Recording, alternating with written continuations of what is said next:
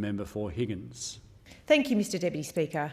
On April 6, 2020, Anne-Marie Smith died of severe septic shock, organ failure, severe pressure sores, malnutrition and other issues connected with poor care of her disability, cerebral palsy.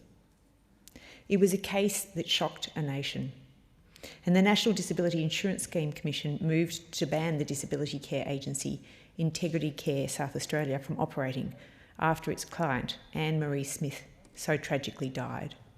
In this day and age, no one expects that level of shocking care.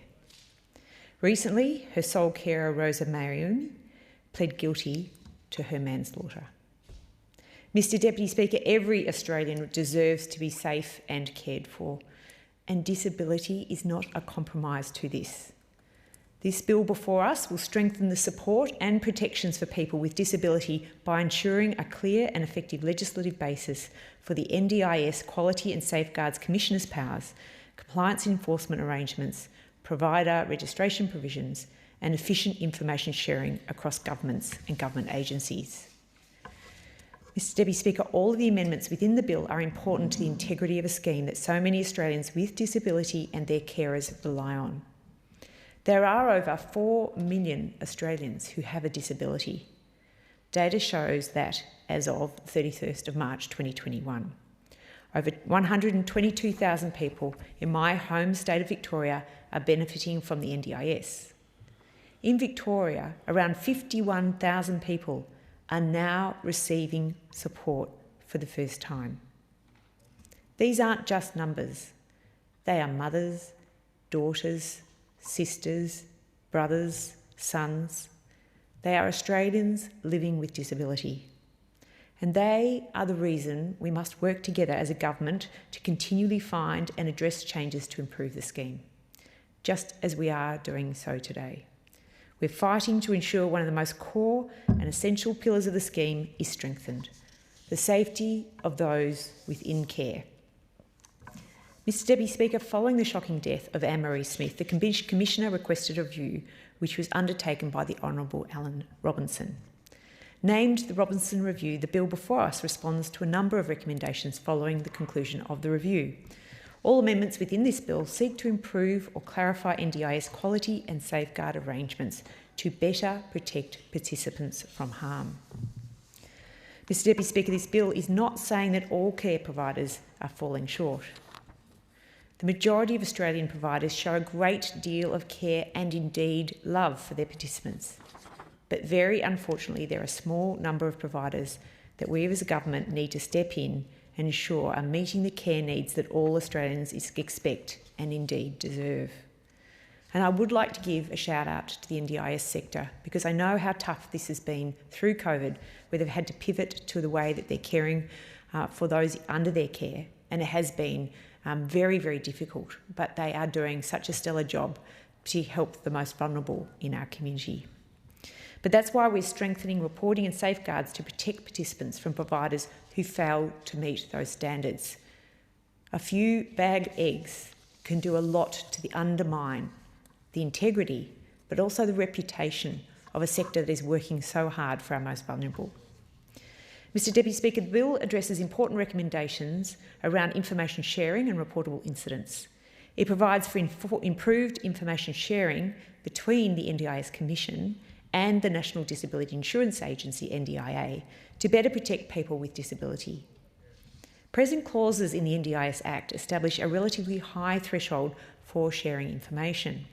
They establish that the disclosure must be necessary to prevent or lessen a serious threat to an individual's life, health or safety.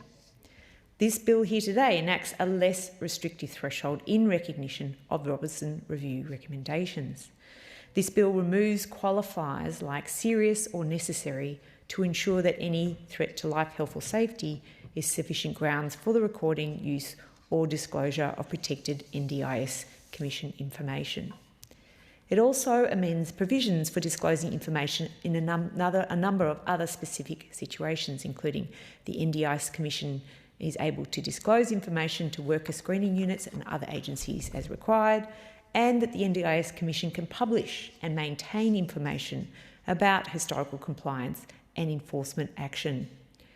This is about making sure that the system is self-aware. The bill also provides for greater clarity around reportable incidents, including broadening the scope and their reporting to the NDIS Commission in Commissioners' rules.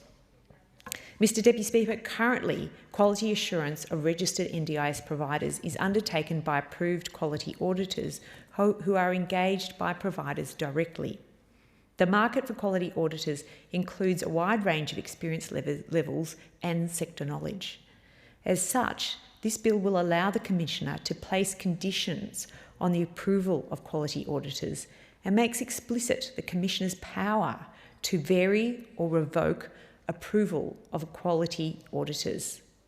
These decisions will be reviewable, but they really do enable the Commissioner's powers to have more teeth to do what it needs to do. This bill before us makes a number of amendments to ensure consistency and procedural fairness in the application of the NDIS Commission's regulatory responses, including compliance notices which can be varied or revoked, and decisions in relation to those requests as reviewable decisions, and banning orders that can have conditions attached. Mr Deputy Speaker, the NDIS Act currently gives the Commissioner the power to ban an NDIS provider or worker on the grounds that they are not suitable to deliver NDIS services and supports. Currently, the legislation does not set out how suitability is determined for banning orders. This bill before us provides the power for the Commissioner to make rules in relation to suitability for that purpose, aligning with existing provisions in relation to provider registration.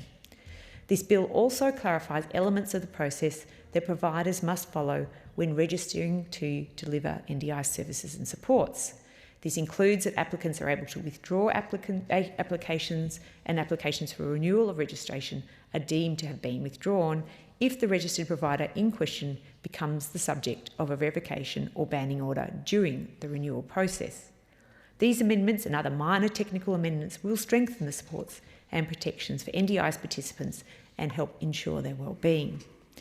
Mr Deputy Speaker, for the remaining recommendations from the Robinson Review relate to policy options which are being progressed through the joint work with states and territories in strengthening supports and protections for people with disability at risk of harm. Mr Deputy Speaker, the NDIS is a world first that, quite frankly, both sides of the chamber can be proud of, and that all Australians should be justifiably proud of. It's why we as a government have committed an additional $13.2 million up until 2023-2024 for disability supports under the NDIS. This is in addition to the extra $3.9 billion included in the 2020-21 budget, bringing total extra federal government NDIS funding to $17.1 billion. This is a large and significant social support scheme for those who are vulnerable in our community, with 450,000 participants now receiving NDIS supports, with a projection of 530,000 Australians having access to this scheme.